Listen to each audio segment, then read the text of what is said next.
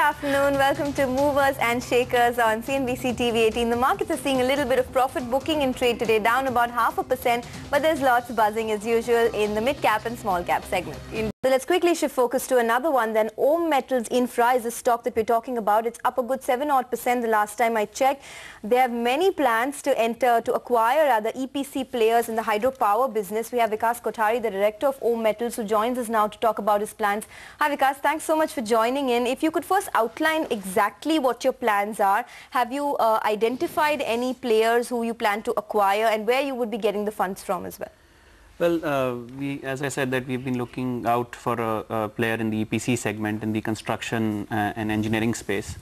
Our focus is to acquire a company either domestically or overseas, and we are still on a lookout. We have identified a few targets, and we're in the process of discussions and negotiations, but that's about it that I can say on this. Any particular geographies that you may have identified, and more importantly, what's the bracket in terms of the cost that you're looking at for these acquisitions? Well, the acquisition could be a domestic or an overseas company. As I said, that we are examining a few proposals at this point in time. The size of the acquisition could be from anywhere between 50 crores to about 150 crores.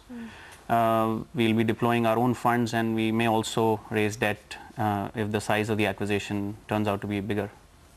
Okay, so that's where the funds come from.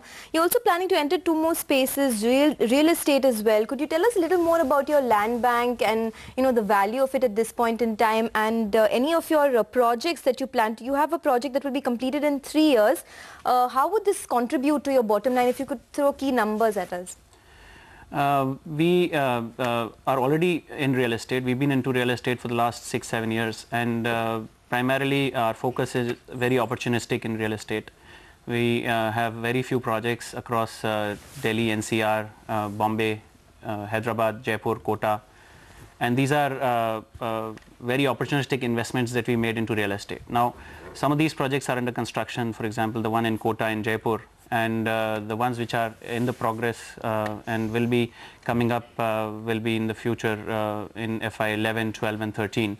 It'll be a phased development in real estate. The first one being the one in Bombay, in Bandra, where we are developing an SRA project which will have more than 300,000 square feet of residential space, prime residential space. Any value you describe to the kind of land bank that you're sitting on? Our current land bank is about 1.5 million square feet across all these cities that I just spoke about, and the net profit accruing from all these 5 projects would be close to about $100 million across 4 years from now. All right, many thanks for joining us. So that's the key development when it comes to OHM Metals, a huge land bank. The market is very positive on the kind of acquisition strategies that they're going to come out with, and value unlocking in terms of the real estate developments that they may undertake. So almost 8% is the kind of notch up that you are seeing for the stock.